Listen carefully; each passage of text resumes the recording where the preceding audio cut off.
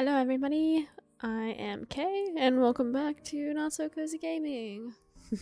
Today we are playing a game called Lake of Voices. It is a visual novel. I can already tell it'll be lovely.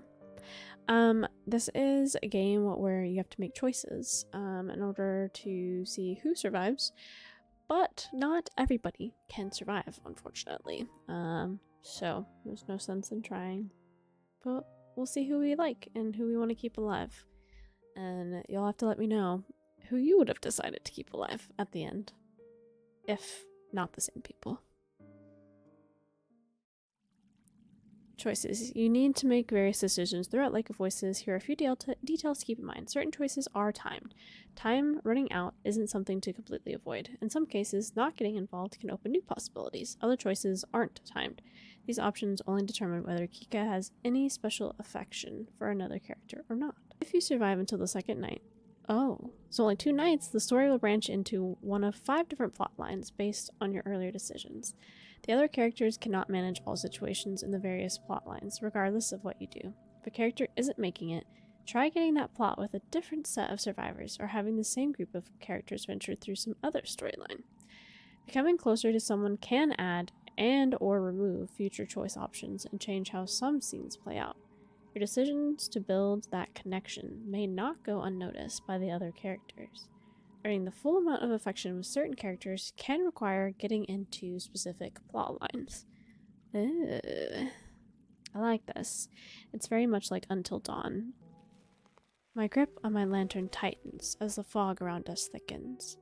While the forests in this area are relatively safe compared to Sinlos, I can't help but feel my hair stand on end the further we get. The style of this reminds me a lot of Slay the Princess, actually.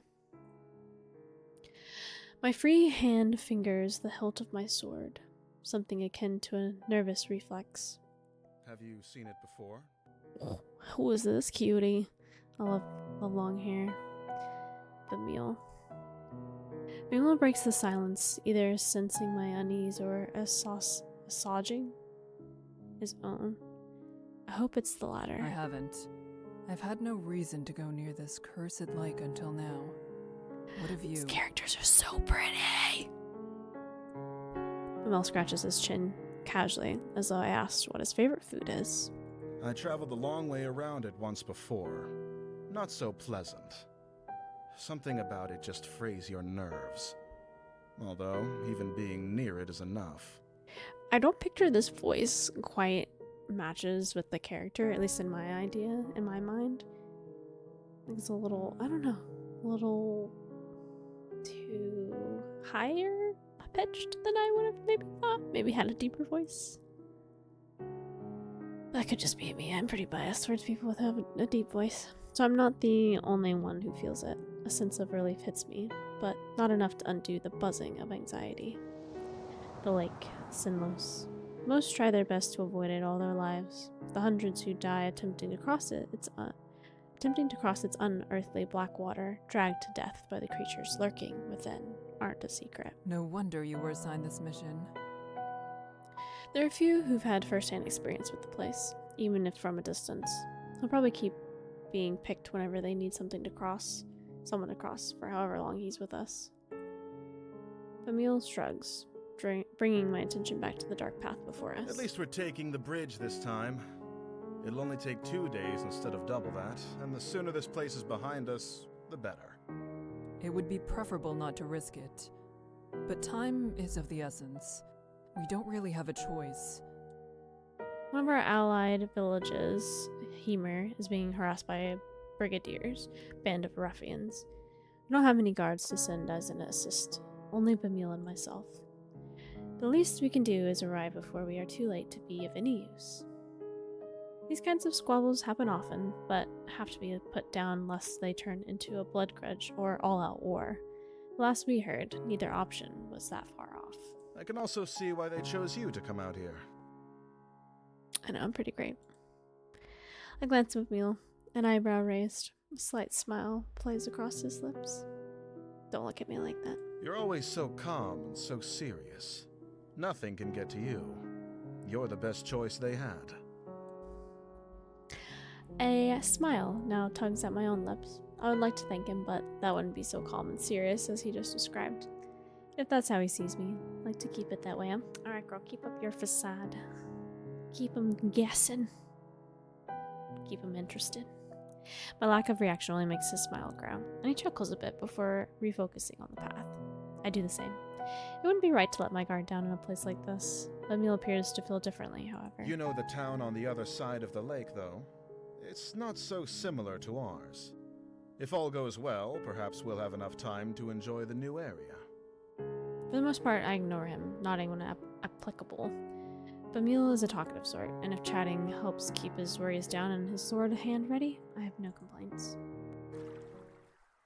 After a time, the thick fog surrounding us begins to clear. A slick wood dock comes into view, and with it the sounds of water gently lapping at its sides. Emil shifts beside me, stretching his lantern arm as far as it will go. He seems tense. Someone's already here. Can you even tell? Oh. A young woman stands by the dock, eyeing us wearily. Does she intend to cross tonight? Evidently, she has the same question. As we step up next to her, it's clear she isn't simply passing by. She's waiting. The stranger nods curtly to us. Margaret. Kika the Steadfast. The Steadfast? Bemele. Bemele. Oh. There's a stuffy silence. Margaret turns to gaze out across the lake, expression unclear. Not much to say, Bemele and I do the same. All just awkwardly staring out over the lake. From here, the black surface of the lake looks disarmingly calm. Wind rushes across its surface, a sound like whispering. Though perhaps it actually is whispering. I concentrate, trying to place the difference, searching for breaks and rhythms. After a few seconds, I feel foolish. Doesn't matter what the noise is, whether I hear them or not, we're not alone. The Nixie are out there. Feeling that I can't quite shake tells me they're already noticed the little group of people on their shores. It feels hostile. My stomach sinks, and I instead address Bemele. Where is the guide? Unless he's on the center island, or on the complete other side, your guess is as good as mine. It's dark as pitch out there. Panic rises inside me. Panic I try hard to quell. We can't cross without him, and we need to get going soon. You can't cross with him either. What was that supposed to mean, Margaret? Woman behind us, Margaret, cuts in with something like a snort. What? I know the guide will be here tonight. I have already made arrangements with him to cross. Psh, girl. We're gonna kick you out. Kick you into the water. Emily and I share a look.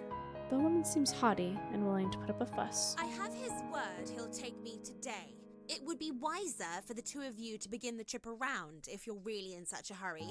Or you can make camp here and wait for him to make the trip back if you prefer. I could say the same to you. I don't need to turn my attention to Bemele to know he's riled up. I step in before he can say something rash. Even if that is so, my companion and I must begin the trip tonight. Margaret is unimpressed and opens her mouth to argue further. We'll wait for the guide to arrive before coming to a conclusion about any of this. She clams her mouth shut, then lets out a sigh. You can do as you like. With the matter tentatively settled, Bemele moves away. His fingers begin to tap loudly against the top of his hilt. He shifts from one foot to another, then groans. What's that bastard even up to? I almost visibly start, but manage to restrain myself. He probably doesn't know any better. I'm sure of that. It's not worth mentioning. With a mouth like that, you shouldn't even have the right to ask the guide to take you across. How ludicrous. He's faced far worse than a bit of foul language. I guess I may have accidentally clicked too fast. Do you know anything that's happened with this lake? I know enough. Margaret is clearly not convinced, but she shrugs and makes a show of turning her back to him. The guide's father is Garvin the Exemplar. Garvin never accepted the guide as his son, all the way up until he died in this lake. Your statement could be seen as tasteless. Oh. Miller rubs the back of his neck, his face regretful. My apologies to the guide. I didn't mean it that way. I never knew about his... well, that. Why, because he said he was a bastard? A smile spread across my face, one I quickly wipe away. He really did just misspeak. The silence slowly stretches between the three of us, growing more awkward with each passing second. Margaret seems irritated, and Bemele abashed. I'm sure you are forgiven. I know you. You are brash but not intentionally cruel. I'm sure all is well. Emily smiles and claps me on the back. You're a good woman, Kika. Smart, too. You've never been here, yet you knew more of the guy than I did. I know about Garvin, truthfully. Tales of his deeds were some of the only stories my parents ever told. Is that so? You could tell me more about it sometime. I pause, unsure how to respond to this type of request. Girl, you know you want to. We all want to. I would like that very much. He's blushing. Yes, I wouldn't mind that. It must wait until after this trip, though. Does it really, though? You can tell stories on the boat, right? Of course. We should drop this topic sooner rather than later, in any case. Don't try to hide your feelings. I agree. Even if there's no harm meant, hearing someone mention Garvin is probably difficult for the guide, no matter what the circumstance. With the topic dropped, we each remain locked inside our own thoughts, not another word passing between us. Eventually, a small light appears on the bridge ahead, gently swaying through the foggy air. It gets closer and closer until it becomes apparent it's a figure carrying a lantern. That must be the guide, although I can't shake the ghostly aura it gives off. Where's this man been? Figure steps onto the shore, but we wait for him to approach us instead of going to meet him. None of us are sure how close to the waters we can get before it's no longer safe. He stops in front of us and simply stares. Are you the guide of Sinlos? The man nods. He has a sharp face and weary eyes. Well, that's grand. He's got some very We thick would eyelashes. like an escort across the lake. Emily motions to the two of us, and Margaret approaches, a strained smile on her face. Hello, it's good to see you again. I'm ready to cross, as we've agreed upon. The guy turns to face her as well, face remaining unchanged. Must not be a lie. He would have had to say something otherwise. She really does have preference to travel with him. That's a problem. Is there a way we can all begin the trip tonight? Yes, I will allow all three of you to go. But with that many, at least one will die before we reach the other side. That's the caveat, huh? Fur on my brow, disturbing addendum, and one offered with little emotion attached. Emily glares back, asking without asking what we're supposed to do with such You circumstances. should go around. Sentence hangs in the air, the second half unspoken. If you want to live. We don't have time for that. There are people counting on us for protection. That's what I'm Why saying. does she need Margaret to go? doesn't need to. He jerks a finger at Margaret, whose face contorts with anger. I don't need to explain myself to you. My journey has already been put off once, and I was promised I could go today. I will be going under any circumstances. Okay, bye, Margaret. First one we're killing. She meets Bimale's eyes with a gaze of steel. He starts to speak, and she cuts in. An extra day or two shouldn't be that much of a problem for you. Whoever you're meeting can surely wait such a tiny amount longer. Patience Girl, you is probably a got virtue nothing to do. We after got all. lives to save. The night is only so long, and if we're still on the bridges when the sun comes up, we'll all die as they sink back below the surface. If you don't decide soon, no one will be going. The guide is dispassionate, stoic. I would almost feel something's wrong with him if I didn't share the trait myself. Bimale pulls me to the side, jaw clenched tight. That woman isn't armed. His voice is low. He darts a glance at We Margaret. can easily get her to back off if we make this into an actual fight. After all, we have to go tonight, yes? If one of us really is to die, it'll be her. Would staying be a worse fate than her death? It's fair. I stare at the dock, refusing to meet Bimale's eyes and try to keep my voice as level as possible. We don't know her situation. This isn't a decision we can make for her. Sure it is. What? Bimale leans in closer, apparently having missed what I said. I remove the sympathy for her in my response when I speak again. The guide won't accept something like that, I assume. His face is grim. Then what else do you have in mind? First of all, you and I cannot split up. Either we both stay, or we both go. Right. That's not a question. Across my arms, a hand on my chin. I have full confidence in my abilities and in Bimale's, but there's no reason not to believe the guide knows exactly what he's talking about. If we go, he might not be able to give the group the attention we each deserve.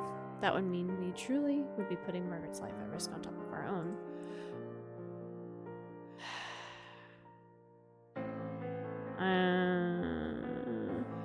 Let's just And I go. believe you. Emily's reply is firm. My steadfastness seems almost weak in comparison to its certainty. He addresses the We guide. shouldn't waste more time. Let's shove off. Bye, Margaret. The guide slowly turns around without even a nod to show his agreement. Margaret stares at Emily and me, something of a resolve in her gaze. Then she follows after the guide. That's not her. At least she didn't insist we stay behind. We should do what we can to protect her. It's our fault she's being put in even further danger. Exactly my thoughts. We will take care of everything. What if the Maybe guide I'm dies? being naive, but I have no intentions of letting anyone fall victim to this lake tonight. Those monsters can starve. I smile at him for a change, and Emily eagerly smiles back. We're lucky to have each other in this, I think. Stop it. He turns to follow the others across. I will protect everyone on this trip. I will. We will make it through this. Then I step onto the dock and join them. We're dead. What? As soon as I step into the wood, the temperature drops. The light of my lamp shines against the water's surface, as reflective as a mirror. Till we reach land again, death is only one small mistake away. Great. We fall in line, with the guide leading the way. Margaret stays close to him and I behind her, watching to make sure she doesn't slip on the slick, wet wood. Emily brings up the rear. Each of us holds our lanterns in front of us, but it does little good. The fog is thick and nigh impenetrable, consuming the light as if hungry for it. Above the surface of the lake, it's deathly quiet. No longer is there the whispering wind, nor the sound of water lapping against the shore. It's just our own mismatched footsteps and the sound of my quickened breathing. My eyes drift back to the lake, against my better judgment. It's no wonder there's not even the sound of water, with how still the surface is. It's almost sturdy, with the sheen of a black marble floor. Heard rumors the water of Sinlos is heavier, more difficult to disturb than natural water. That just the weight of its oppressive cling is enough to keep someone down, even without them. Something even darker than the abyss of the lake flickers just below the surface, or at least I think it does. I turn my gaze to Margaret's back. It's better to stay focused. Fall back a bit. You're following me too closely. The guide is looking over his shoulder, addressing I'm Margaret. sorry. If someone gets pulled into the lake, they'll instinctively reach for anything to hold on to. It's true. Do not let that be you. Margaret's shoulders rise, and she nods with great seriousness. I understand. Thank you for the advice. He ignores her gratitude. You can speak amongst yourselves if you so choose, as long as you pay attention to where you're going. There is no worth in listening to the sounds out there. He just didn't want to get snatched by Margaret when she tries to grab for him, because she's getting taken out. He's only thinking about If himself. there's anything at all, it'll only be Nixie trying to set you on edge. All right. Then, could you tell us your name? You didn't have a chance to properly introduce yourself, and I've only heard you being referred to as the guide. I don't have a name. Mm-hmm. He's facing the front again, his voice as expressionless as before. I have no way of guessing how he feels as he says this. Oh. It's probably not something he wishes to talk about. However, there was something else I wanted to say, so changing the subject is not difficult. Margaret, thank you for allowing us to join you. Don't thank her. She is a jerk. Margaret shrugs non-committally. It wasn't exactly up to me. The guide said he would take you. She hesitates, and then she looks tentatively over her shoulder at But me. thank you for saying that. It's appreciated. Bemele and I will do our best to be an asset on this trip, rather than a burden. That's nice. I'm not afraid to be out here, though. Still, at least with your training, you should be able to take care of yourselves. It's comforting to know that everyone here is so confident in their abilities, not enough to forget how terrible it feels to be over this lake. I'm not sure if that is fortunate or unfortunate. Believing yourself to be secure does not mean that you are. Ooh. As the conversation rolls, a new sound breaks through. It's the whispering noises again. It's the chatter of inhuman voices, and this time coming from all around us. Taking care of yourself is exactly what you need to do. The guide is speaking again, except louder, as if to cover the Nixie's voices with his own. Work to survive at all costs, and hope that everyone around you has enough sense to do the same. That's the only way you'll make it to the other side. Good to know. Margaret nods in response, but I hear a grunt from behind me. Groups tend to go further when they work together to achieve the same goal. The guy doesn't say anything in response to Bemile's grumbling either. Not sure whether he didn't hear Bemile or whether he just didn't feel the statements made thus far worth addressing. I have a feeling it's the latter. We go around a large bend in the bridge. Part of it is forking off to another way.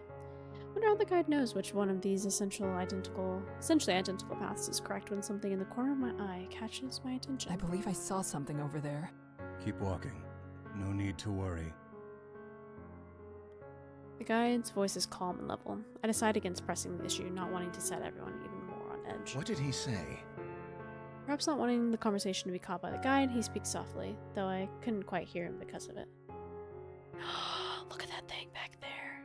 I take my eyes off Margaret for a moment to explain it to Bemile and stop dead in my tracks. Only one word is able to escape me in my stunned state. Behind Bemile stands another figure, looming in the darkness. Seeing my face, Bemile grabs the hilt of his sword and whips around, and staggers swiftly backwards. Several meters away, a crooked, twisted black figure hobbles its way towards us. Some kind of liquid drips off its head, curling around the edges of its face. It almost looks like it's crying.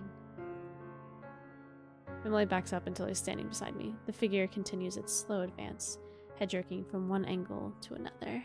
What on earth? It's one of them. Yes, Nixie that stumble across the bridges looking for opportunities. He's not even scared. The guy is standing next to us. I didn't even notice him approach. The ones that can make it out of the water are generally referred to as prowlers. I had no idea things like that were out here. Is that what Kika saw down the other path? The guy says nothing, instead returning to the front of the party. Margaret watches him pass. Her frustration morphs into nervous optimism when something seems to come into her mind. Well, Nixie aren't slowed down much by swords, but at least the light keeps them away, right? Not likely. Margaret's hand grips her face tight, and desperation bleeds into her voice. I bite the inside of my lip. Direct light will force it to return to the lake. However, it'll try to drag the light, or you, down with it before it goes. Instinctively, I reach for the hilt of my sword, despite the fact that it would do little to protect me. The prowler is getting closer, jerking forward, stopping, then resuming its slow advance. Okay, does anyone have a light we can leave here? That way it won't follow us. Why would you leave the light with you? Only matches. Bemile spits. He's the one bringing up the rear, so he's the one most likely to be in danger if it keeps following. The guide, however, moves forward. Don't forget it's there, don't let your guard down, and don't get left behind. What? How am I supposed to keep walking with this thing at my heels? You said it wants to attack. Don't give it the chance. Bemile sputters in anger, and the guide summarily ignores him. I solidly grab hold of Bemile's upper arm. Here, I'll lead you like this, and you can keep your focus solely on the prowler. Make sure it doesn't get too close. Is he like walking backwards now? Bemile eyes the guide with unresolved hostility, but allows himself to softly sigh in relief. He gazes at me with fondness. At least there's someone I can count on. Despite the fact I'm going against his advice, the guide says nothing more. It's clear now that he doesn't give a damn what we end up doing. Some part of me is glad for that. I want to help everyone make it through, and it would be worse to have to persuade the guide every time help was necessary. Kika, thank you. Bemile places a gentle hand on my shoulder. Feel Bemile start as I reciprocate his touch, but just as quickly a smile replaces his shock. He's blushing again. The moment is pleasant, a small balm against a large burn. I harden my expression, and Bemile follows suit. He moves his free arm down. I fully link his arm with mine and now properly settle, look forward. Margaret is following the guide with some reluctance, turning back every so often to check on us. I wave my lantern to signal we're catching up. Margaret returns her head to the front and quickens her pace. With a tug on Bemile, we start to follow them. Forrest continued cautiously over the bridge, only this time the wet, squishing footsteps of the prowler joined the sound of our own. In spite of myself, I grip Bemele tighter. Prowler walks without a set pattern, sometimes fast, sometimes slow. Takes long steps, then short ones. At times, it stops walking entirely. Does it hurt to be out of the water like this? Or is it trying to be difficult to read? Suddenly, the whispering in the lake grows louder. I steel myself, trying not to let it get to me. The most important thing in a situation like this is to remain calm. I can't lose my mind. Lose my head. Then all at once, I notice the guide and Margaret have come to a Bemele, halt. they're stopping. Bemele slows down as I do. As we near Margaret's back, she says with something akin to distress. Another one. Tug and Bemele understands. We draw up close to Margaret, ready to protect her if need be. The guide holds out a hand. Don't get any closer. Just over his shoulder, I see another prowler stumbling towards us, white, liquid dripping from its eyes. The guide's hand turns over in the air, palm up. Give me a lantern. We'll throw it. Margaret extends her own with a trembling hand when Bemele speaks instead, his back still turned. If you have to take someone's, take mine. Yes, an extra light won't do us much good when we're standing this close together. Margaret takes Bemele's lantern from him, guarded relief displayed on her features. Thank you. She hands the lantern to the guide, whose hands grip it tightly, knuckles growing pale. Stay here. I can't throw it too far, or the light will blow out before it reaches the Nyx. Oh, he's gotta get close. He steps closer to the monster, his movements light and confident. As he nears, the prowler starts to back away. It is only the approaching light that makes it retreat. Or are they afraid of him? Why did they not have this pathway, lit up entirely then? The guide is far enough away from us that the fog is partially obscuring him, hiding his movements. The voices from the lake grow louder and louder. Water suddenly begins to splash across the lake in the distance and onto the edges of the bridge. They want him to mess up. Then suddenly, the guide takes multiple long and fast strides forward, throws the lantern, and jumps backwards to regain the lost distance. Shh. There's a sharp hiss and then a deep splash, and the voices of the Nyx grow quieter. Not silent, but quieter. A sigh escapes me, and the guide comes back to our group. We should keep going before it comes back. I glance at Bemele and realize he, too, is looking relieved at the guide before us. And then I see it. First prowler, it's still there, it's right there! I shift around, pulling Bemele behind me. The prowler lunges after him, barely missing Bemele, but striking my lantern instead. Fire goes out, and the two of us are plunged into an unearthly darkness. Oh, shoot. And there's a slick splash. I realize the Nyx has retreated into the water. Somehow, Bemele and I are still standing. We're still here. Kika, thank you. Shut up. I can't respond. Something cold, wet, and slimy has grabbed my ankle. Ah! I kick my leg out as fast as I can. The Nyx hold slipped. It can't pull with the momentum I've gained against it. Margaret rushes to my side, her lantern hanging out towards the Nyx. Light brushes its face. We see it for an instant, its eyes wide. Then it slips back into the smooth surface of the water. GG's, Margaret. Bemele grabs Margaret and I both, helping us toward the center of the bridge and cussing under his breath. I only looked away for 1 second. It's fine, Bemele. We're all fine. What is You're happening in actually this all corner? right.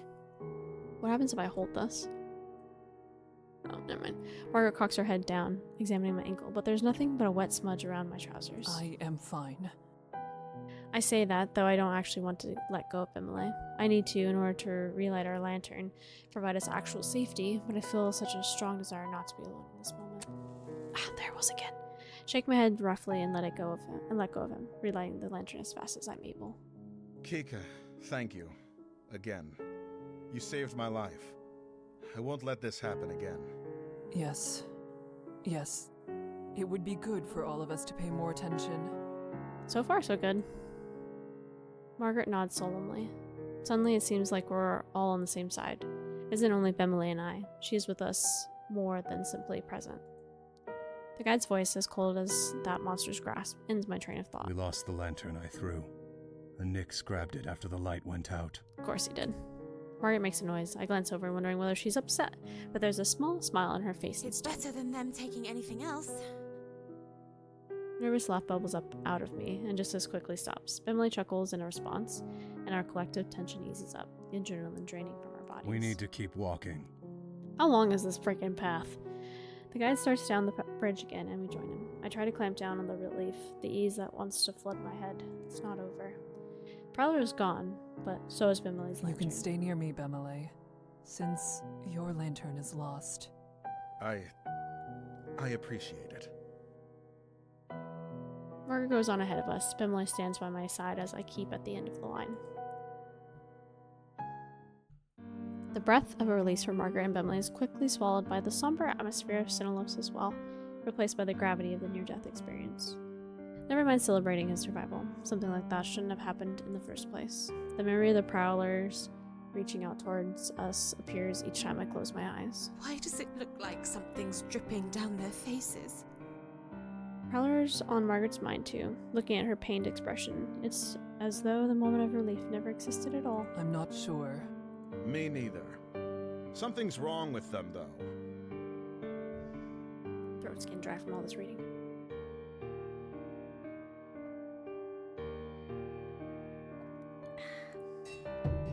They live in water.